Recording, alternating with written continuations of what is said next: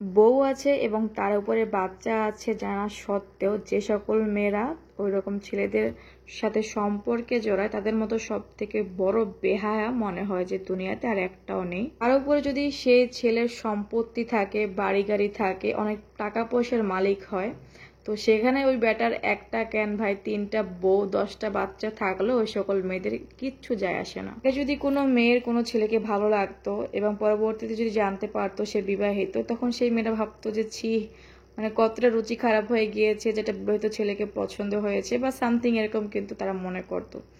আর এখন বর্তমানে এটা মনে হয় ট্রেন্ডিং হয়ে গিয়েছে যে প্রতিদিনের সংসার করতো তাদের কোনো কিছুতে যায় আসে না, শুধু সেই বেটার পয়সা থাকলেই হয়েছে। তো কি আর বলবো ভাই, এই কথাগুলো বলার পেছনে অনেকটা কারণ আছে। আপনি হয়তো দেখতে পাচ্ছেন যে আমরা কোনো একটা জায়গায় যাচ্ছি, কিন্তু যাচ্ছি অনেক বছর পরে আমার এক আন্টির বাসায়। তো আসলে একদিকে খারাপ লাগছে, অন্যদিকে একটু আনন্দিত, কেননা অনেকদিন পরে যেহেতু যাচ্ছি আন্টির বাসায়। তো যাওয়ার পর একটা খবর আমরা শুনতে পাই, আসলে আমরা কিন্তু এর আগে এটা জানতাম না।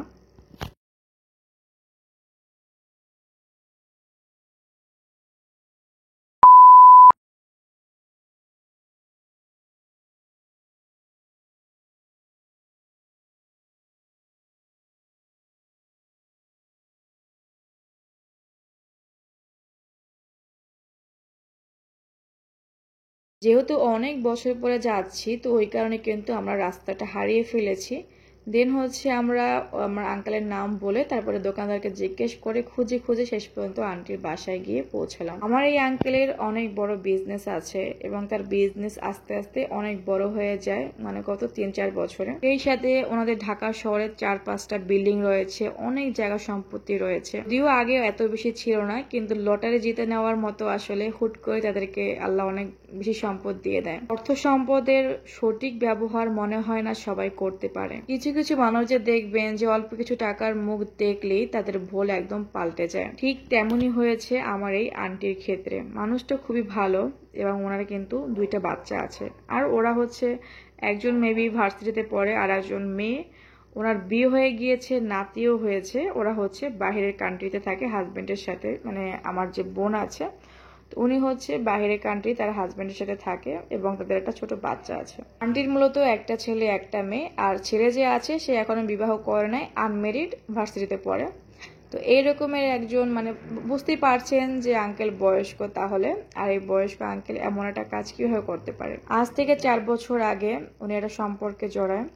তো উনি সেই মেয়েকে বিবাহ করতে চায়নি, উনি চেয়েছিল টাইম পাস করতে, কিন্তু মেয়েটা এতটা চালাক যে প্রেগনেন্ট হয়ে যায়।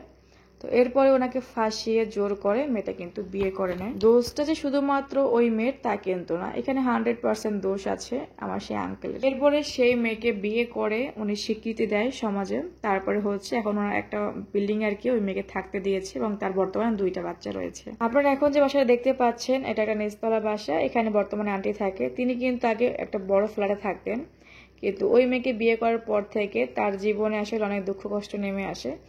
বর্তমানে উনি এমন একটা বাসায় আছেন। তো বাসাটা খুব বেশি একটা খারাপ না, আর এটা ওনাদের নিজেদেরই বাসা। কিন্তু আঙ্কেলের যে দ্বিতীয় বউ তিনি খুবই আলিশান ভাবে জীবনযাপন করছেন। এই বাড়িতে হচ্ছে আন্টি এবং আন্টির ছেলে থাকে। আর ওই যে আঙ্কেল বেশিরভাগ সময় কিন্তু উনি তার দ্বিতীয় ওয়াইফের কাছে থাকে। ওই সপ্তাহে 1-2 দিন কিন্তু আন্টির সাথে জাস্ট দেখা করতে আসে। আমাদের বাবু যেখানে যায় না কেন সে সব কিছু ঘুরে ঘুরে দেখতে চায়। ওকে যে মানে আমরা কোলের ভিতরে রাখবো, মানে সে থাকতে চায় না, এমন একটা ওর ভাব যে বড় হয়ে গিয়েছে এবং সে এই রুম থেকে সেই রুম করে ঘুরে বেড়ায়, মানে সব জায়গায় গেলে তার একই কাজ। পুরুষ কতটা পরিবর্তনশীল তাই না। যখন এই আঙ্কেলের কিছু ছিল না সে কিন্তু আগে গ্রামে থাকতো, তো এরপরে ঢাকা শহর এসে একটা বিজনেস দেয়।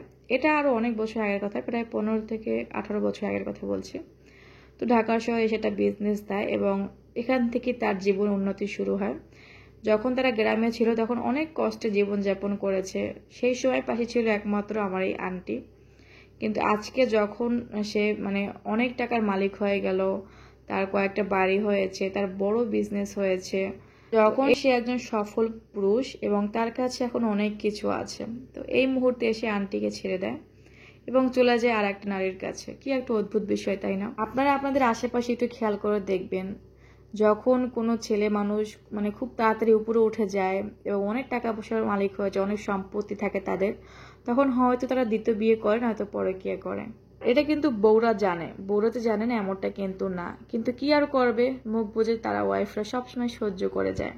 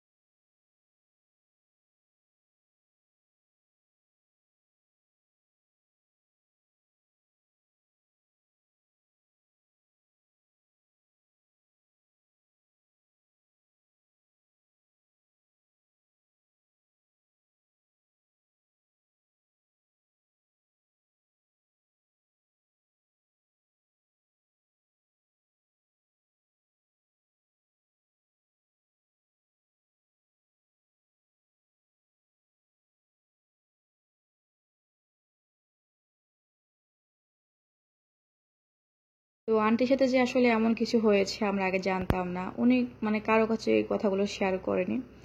আর অনেক বছর তার সাথে আমাদের সেভাবে একটা যোগাযোগ ছিল না। অনেকদিন পরে যেহেতু তার বাসায় গেলাম, তো তার অবস্থা দেখে এবং সে নিজ থেকে কথাগুলো শেয়ার করেছে। সকল আপুদের হাজবেন্ডের বেশি টাকা নাই, তারা নিশ্চিন্তে থাকতে পারেন। আর একটা বিষয় কি জানেন, এটা যদিও আমি হাসছি, কিন্তু এটা খুবই খারাপ একটা বিষয়। দেখবেন যে যেসব ছেলেদের দুই বউ রাখার সামর্থ্য আছে, তারা শুধু কথায় কথায় বলে যে তোমার সমস্যা কি, আমি যদি দুই বউকে একসাথে রাখতে পারি তাহলে তুমি না করার কি। আমার সামর্থ্য আছে, আমি দুইটা বিয়ে করতেই পারি, যদি তোমার ভালো লাগে থাকো, না হলে চলে যাও। কি একটা অবস্থা! মানে স্বামীদের এখন বেশি টাকা পয়সা হলেও জ্বালা, ওইসব আপুদের তো খুবই কষ্ট এবং চিন্তা নিয়ে ঘুমোতে হয়, মনে হচ্ছে তাদের স্বামীদের কিনা প্রচুর প্রচুর অর্থ সম্পদ রয়েছে। যাই হোক, একটু ফান করলাম। আমরা কিন্তু ওই আন্টির বাসা থেকে চলে এসেছি, এরপর আমার সেই আন্টির বাসায় আসলাম, যার মানে যেখানে আমি প্রায় সময় আসি এবং আপনারা সেই ভিডিও দেখেছেন। আমার খুবই কাছের একজন মানুষ, যখন কিনা আমি প্রেগনেন্ট ছিলাম, তো আন্টির এখানে এসে আমি সব সময় খাওয়া দাওয়া করতাম, মানে ভর্তা থেকে শুরু করে যা যা আমার ভালো লাগতো। আর ওই মুহূর্তে আসলে আমি এমন অনেক কিছু খেতে পারতাম না, তো যার কারণে তখন মন চাইতো আমি আন্টির কাছে ছুটে চলে আসতাম। আজকেও আন্টি অনেক কিছু রান্না করেছে, ছিল হচ্ছে কাঁকরোল ভাজা, পটল ভাজা, ভর্তা করেছিল, মাছ ভর্তা করেছিল, চাল কুমড়া ভাজি, মুরগির গোশ, গরুর গোশ। তো আসলে অনেক কিছু রান্না করেছে। ও হ্যাঁ, আরো ছিল হচ্ছে পোলাও, রোস্ট। এরপরে সেখান থেকে গেলাম হচ্ছে আন্টি ননদের বাসায়। এখানে যাওয়ার পরে আমি একটু অবাক হলাম, আন্টি আমার ভিডিও দেখে। তো আন্টি বলছিল যে আমি সবসময় তোমার ভিডিও দেখি, ওনাদের টিভিতে নাকি ওয়াইফাই কানেক্ট করা আছে, তো টিভিতে সবসময় আমার ভিডিও ওনাদের দেখা হয়। এবং ওনার মেয়েকে ডেকে বলছিল যে দেখো তোমার সেই মার্জিয়া আপু এসেছে, যার ভিডিও কিনা তুমি এবং আমি দেখি। আমাকে যখন দেখাতে নিয়ে আসলো, আমার তো একটু একটু লজ্জা লাগছিল। তো যাই হোক, তবে বেশ আনন্দ পেয়েছি আসলে। আমি তো এখনো এমন কিছু হয়ে যায়নি যে মানুষ আমার সাথে আসবে, কথা বলবে, বা ওই লাইক হয় না সেলিব্রিটির সাথে যেটা হয়। সেলিব্রিটি হতে তো এখনো বহু দূর, জানি না কি হতে পারি ভবিষ্যতে। তবে যতটুকু হতে পেরেছি আমি সন্তুষ্ট, আলহামদুলিল্লাহ। তবে হ্যাঁ, অনেক দূর আমি যেতে চাই, সেটা হচ্ছে ভবিষ্যতের কথা। তো আন্টি ননদের বাসায় আমরা অনেকটা সময় বসেছিলাম, তারপরে চা খেলাম, বিস্কুট খেলাম, সেই সাথে আমার ছোট বোন হচ্ছে পোলাও খেয়েছে, রোস্ট খেয়েছে এই পাশে এসে। জগটা আপনারা দেখতে পাচ্ছেন, এটা হচ্ছে একটা স্টিলের জগ। আমি এর আগে স্টিলের প্লেট দেখেছি, মগ দেখেছি, তো এই জগটা নাকি অনেক বছর পুরনো।